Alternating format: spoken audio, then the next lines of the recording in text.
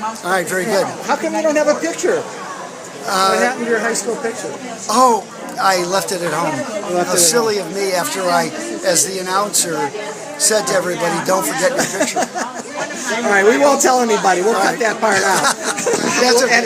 We'll edit it out. You can leave it in, it's okay. All right, is there anything you'd like to tell the class that you haven't already told? No, you did a you know great what? job emceeing.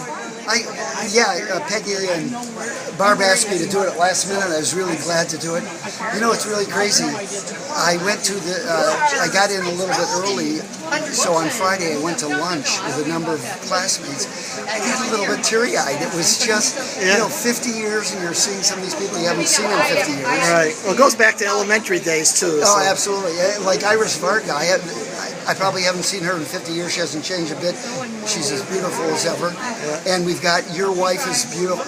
Look, everybody is beautiful in their hearts and physically. I am so proud to be a part of the class of January '65. It just has meant a lot. I've had so many great experiences that helped me go forward in life. And it's great seeing everybody. I just loved it. Okay, thanks.